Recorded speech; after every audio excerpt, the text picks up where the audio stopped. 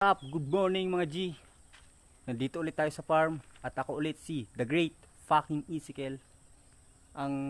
Mayroon ako sa inyong ipapakita ngayong araw mga G na pwede nating maging source of income rin dito sa farm, which is yung mga yan, kita mo ba niyo ba yan, yung mga dahon-dahon? Huwag yung sayangin yan kasi substrate natin sa vermiculture yan. Lahat dito sa farm na mga makikita mo na kulay green na mga damo, yan, gagamitin natin yung substrate sa paggawa ng vermiculture or sa paggawa ng vermicomposting production natin, which is yung mga ibang tao sinusunog lang nila to, tayo gagamitin natin to as isa sa mga source of income natin. Ipunin natin to. Let's go.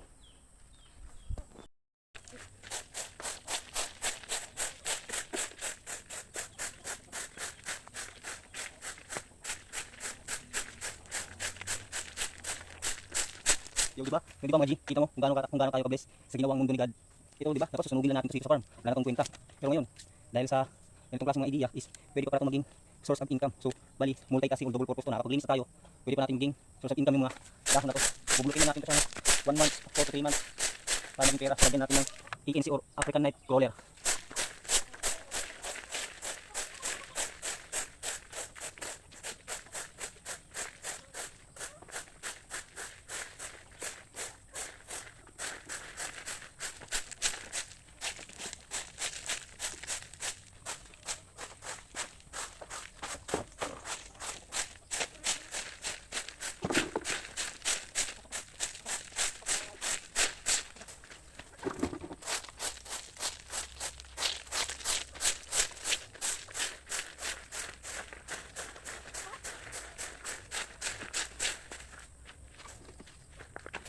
Huwag lang natin di sama yung mga bato di. Itong mga dahon lang, gamitin natin dito.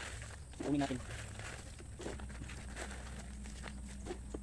Kaya may mga dahon-dahon dyan sa inyo. Huwag yung sarugin di. Gamitin yung substrate ng vermiculture. Sa mga plantito at plantita dyan, yung vermicomposting is magandang organic na abono para sa ating mga halaman na itatanim. O kaya sa mga gulay.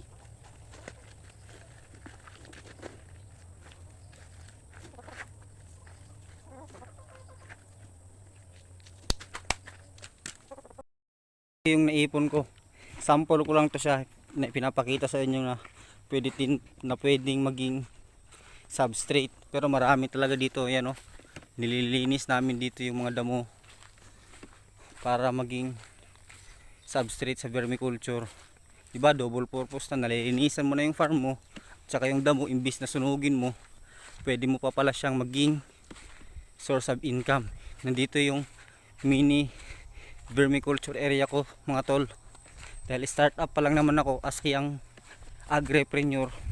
Ito dito, yan, wala pa to siyang uod, yan, tinatakpan lang yan siya para mabulok kagad. Din pag nabulok na yan, kakainin to siya ng mga uod or ANC, yung African Night Crawler natin. Tapos magiging parang lupa na to siya or organic na abono. Tapos yun na yung magiging pambenta natin. Ito siya, lagay lang natin dito. Yan, di ba? At least hindi siya nasayang. Hinihintay ko na lang dumating yung uod na ilalagay namin dito. Yan. Kasi ito yung isa, mga damo yan, pero hindi lahat to damo, may substrate din to siya na ng saging, katawan ng saging or banana trunks na tinatawag nila. Mga 2 weeks natin to siyang ipe-ferment na ganito bago natin lagyan ng uod. Una mga G, pinakita ko sa inyo yung maliit kong vermiculture area. Yan, hindi pa ganong tapos to, i-improve pa namin to.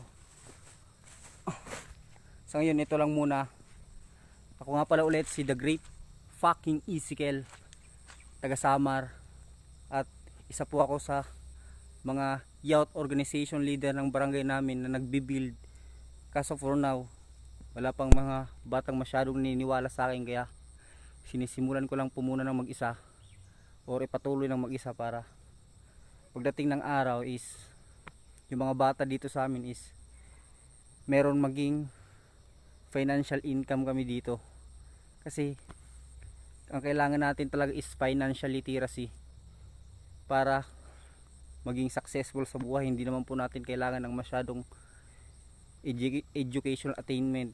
Ang kailangan po talaga ng mga bata ngayon is financial income. Kaso po ay hindi po financial income, financial literacy. Kaso nga lang po hindi pa po masyadong gising yung mga bata dito sa amin dahil nakatira po kami sa probinsya. Kaya po as ako po na may knowledge na ganun is ako po muna yung mag-isang binibuild up ko yung sarili ko para pagdating ng araw, pag may naniwala na sa akin ng mga bata is magamit namin tong farm namin. Magamit namin tong farm na makakapagkakitaan namin dito. So next time po ulit sa next videos natin papakita ko sa inyo yung mga ginagawa namin dito sa farm. Yun, nasaan na yung yung manukan dyan. Tapos meron ako ditong isang inaalagaan na native na inahin na baboy. Tapos nagagarden, basta kung ano lang. So yun lang, that's it lang muna ngayon mga guys. Kita-kits sa next video ko. Yeah.